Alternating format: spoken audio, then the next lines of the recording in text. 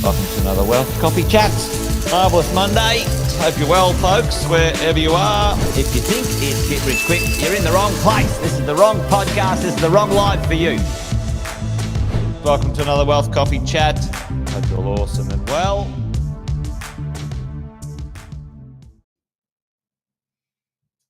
Good morning.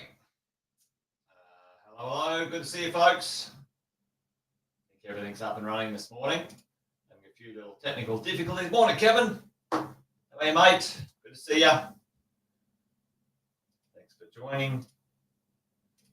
Got a few on now, but while things warm up and the old Facebook gets going, the YouTube gets going, do the quick intros. Welcome to Wealth Coffee Chat, folks.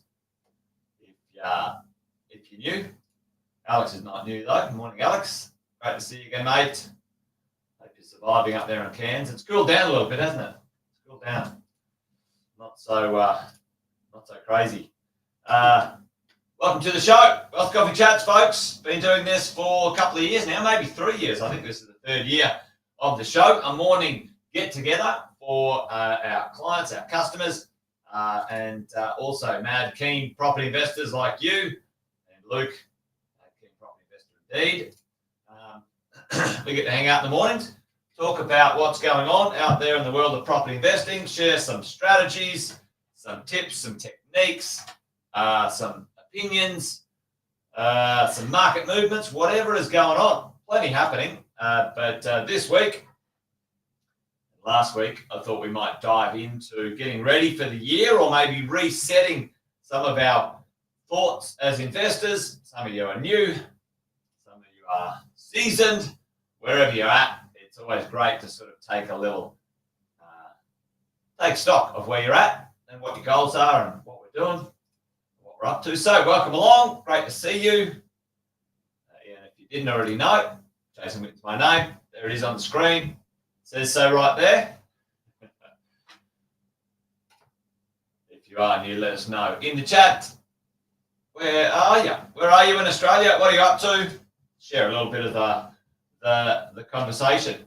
But let's get on with it this morning because I've got a few things that I want to maybe jump into this morning. We've been sharing over the last week and a bit, and if you're sort of joining us today and you haven't seen the other 4 or 5 lives that we've done, go track them down. They'll be in either the Facebook group or the YouTube channel, and you'll see them. But what we've done, folks, is we've been systematically going through, a bit of a check-in. Where are you now? If it's brand new, you're starting out, or you're an experienced investor, where do you want to be? Know your numbers, how far, how many properties, where are you in the scheme of things? Where are you in the momentum of it all? Morning, Sonia. Good to see you.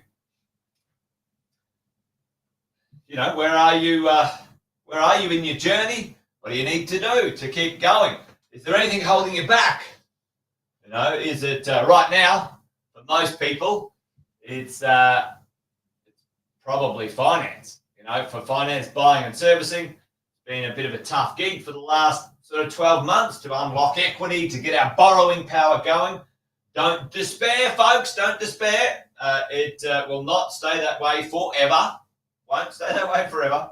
So this is the ebb and flow of finance and real estate, and you know, got to try and get your mojo on and keep it going. So you know, you can make sure you get what you need to get done, ladies and gents, folks. You know, and where are you at? You know, what gap in knowledge, information do you have right now? And you know, how you feeling about that? Have you got your team in place? The right people to help you achieve what you need to achieve. So that's what we've been sort of going through, team. That's hopefully catching you up just quickly on the last sort of week and a bit. But today I want to talk about the idea of how do you know, we know kind of, hey, we've checked in, we know we need to get 5 or 6 properties in our portfolio. That's your goal, or a version of that. It might be 4, it might be 8, whatever you're looking at. And then how do we get to the nitty gritty of your portfolio, right? You know you need to buy some assets, and part of your asset accumulation is going to be some real estate. What type of real estate? Where would you buy it? What are you going to go? What type of property are you going to talk about? So let's dive into that conversation today. That's kind of the bits and bobs of today's chat, folks. So hang in there.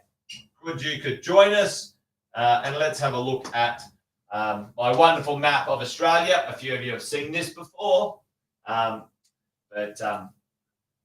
morning, Fritz, Sonia, you're in the house too. Good to see you. So first things first, big picture. Let's zoom out, and then we'll sort of zoom in to the style of what are we doing. Number one is the idea of most of us, we have a conversation of it's a buy and hold, folks, a buy and hold portfolio to begin with. We purchase some properties. You might be right, Sonia. You purchase some properties and you want to own them, some good quality properties over the long period. Now, ownership, how can we make sure, morning, Catherine, good to see you. You know, how can we make sure we get the most efficiency out of that? And sort of there's some ideas to this strategy, this conversation, diversification.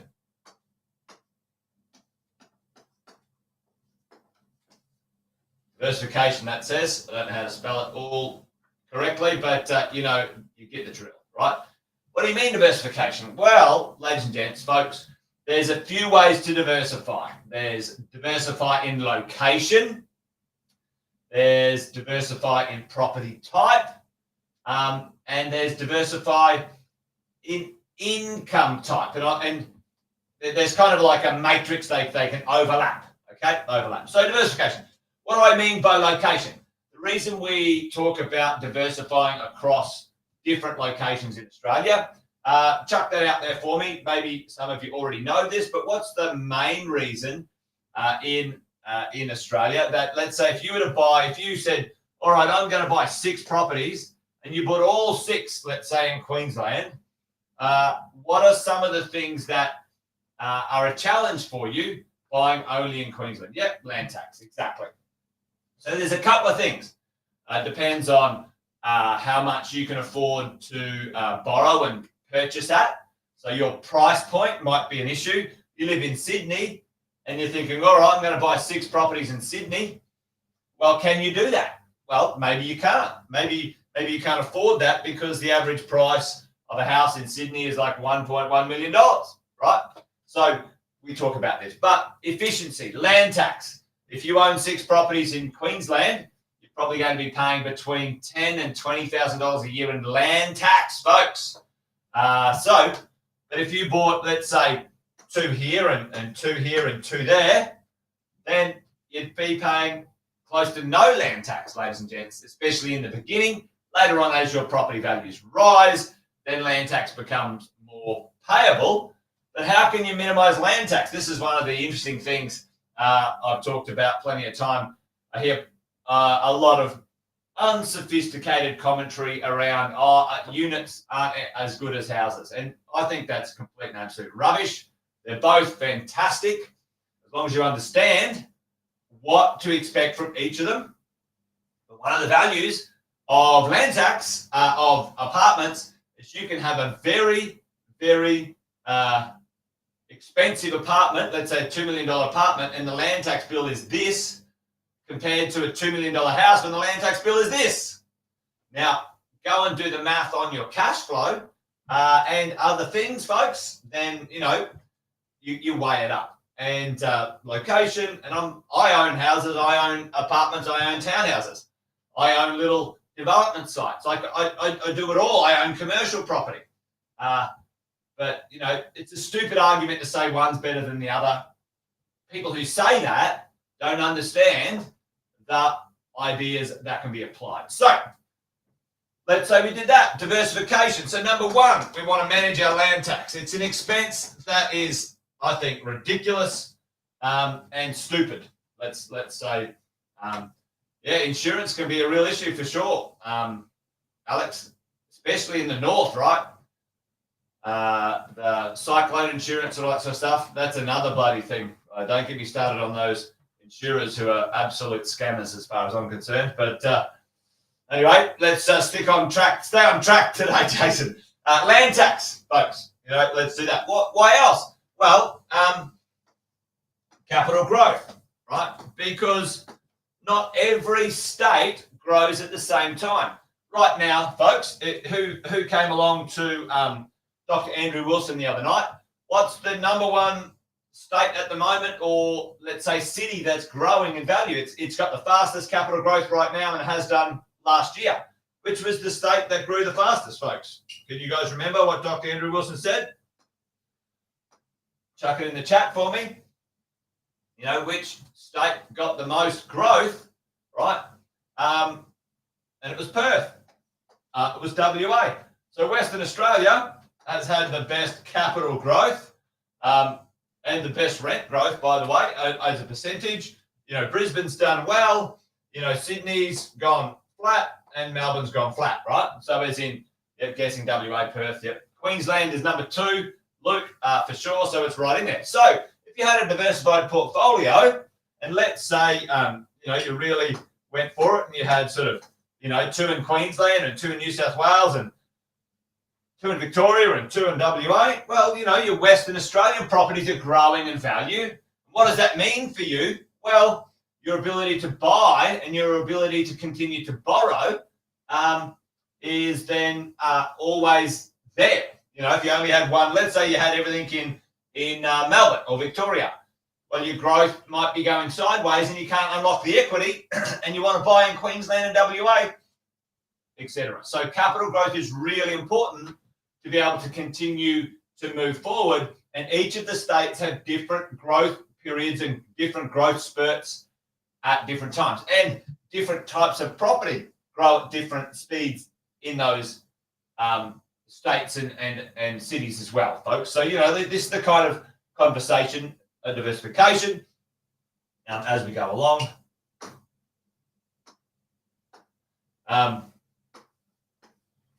And what else do we want to?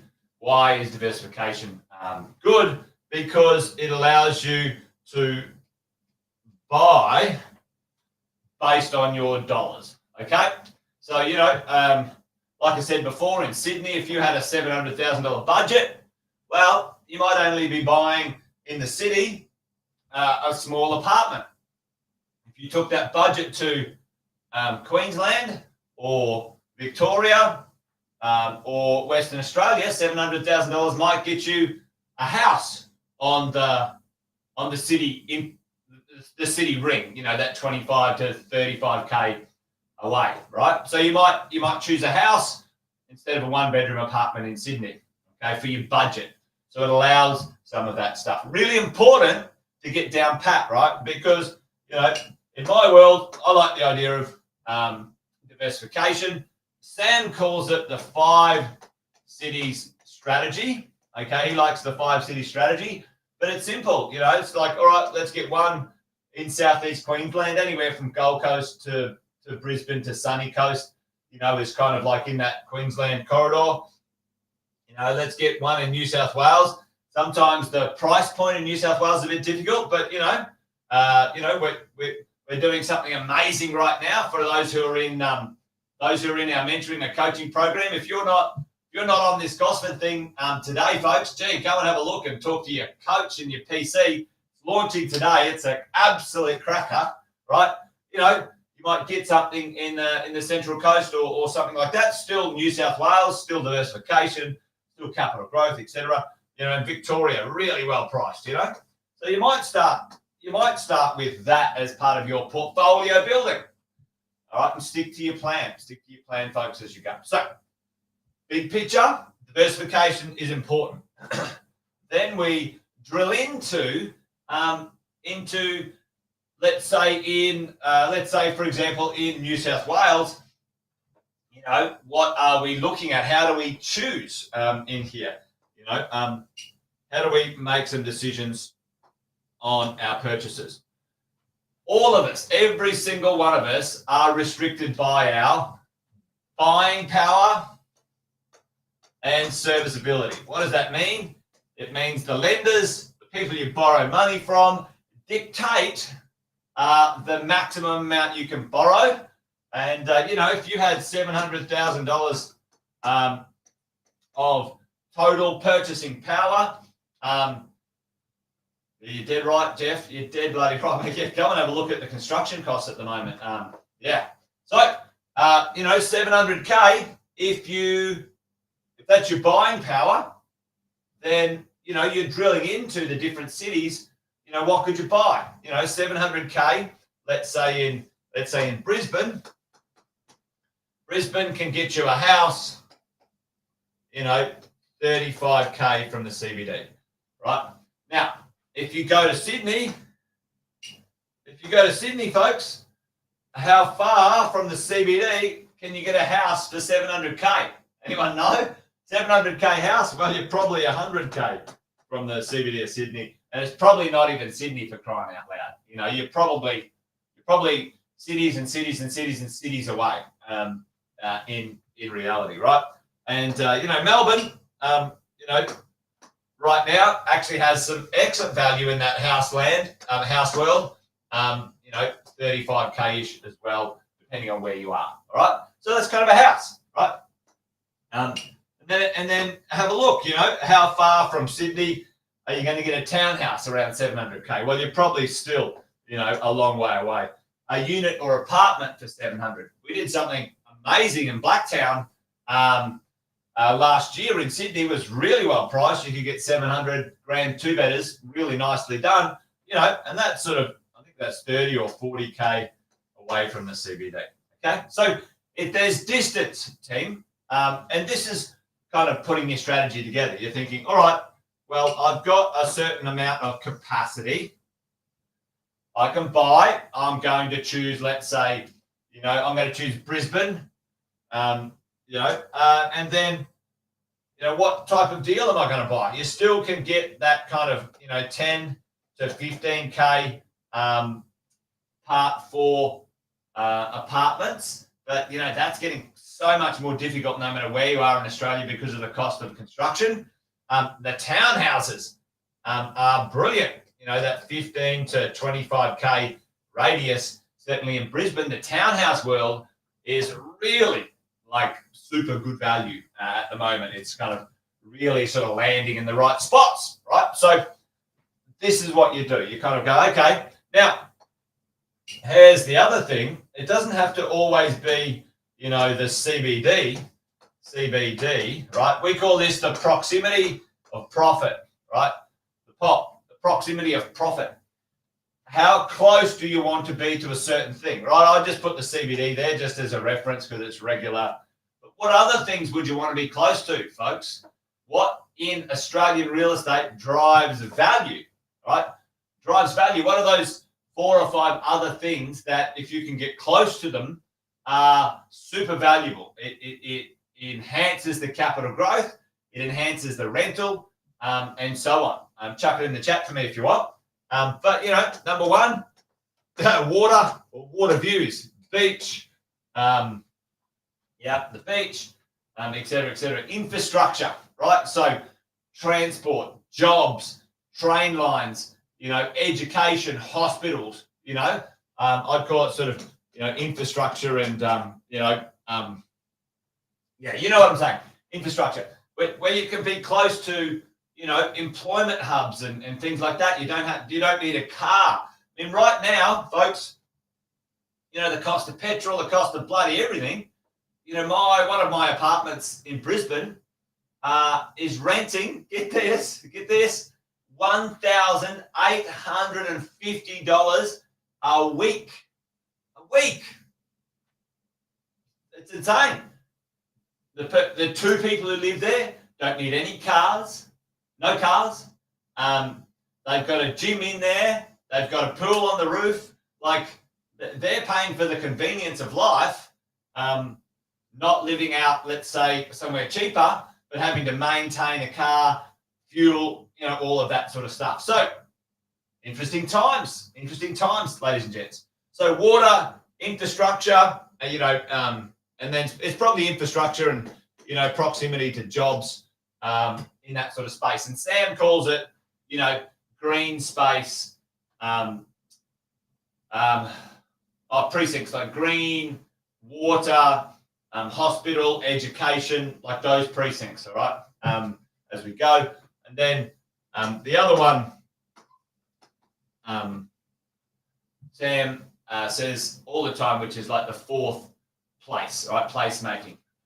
Where can you, Tenerife's cracking as well. No, my one's in South Brizzy, Jeff, but Tenerife is the same with rents, like they're just through the roof. The 4th place, folks. My apartment has literally across the road a massive park, a 1-minute walk down to the Brisbane River entertainment precinct. Okay, so the fourth space is amazing. Okay, so you get that kind of thing, right? So let's do a quick recap. Building our portfolio, thinking about the locations, the states, the cities. Why? Because diversification, land tax, capital growth, your budget might constrain you. And then let's drill in. What type of property? Is it a house? Is it a townhouse? Is it an apartment? And what infrastructure? What is the proximity of the profit driver? What's going to drive the profit? What's going to drive the growth and the rental for you? Why would someone be there? If your customer or your tenant is choosing it because it's the cheapest or it's a budget choice, your property is not going to be driven by human emotion, human wants, and profit is linked, or extreme profit is linked to human wants and desires. People willing to pay more because they want something, not scrimping and saving just on the breadline to get by. Okay, they're 2 different choices. Sam calls them flight to quality as we go. So that's it today, folks. Tomorrow, I thought I was going to get to it today, but tomorrow we're going to look at the income profiles, the incomes, how we design our portfolio based on the income style that we want. Okay, income. So make sure you join me for that one tomorrow. We're going to dive into the income strategies and we're going to talk about, how you design them as an investor.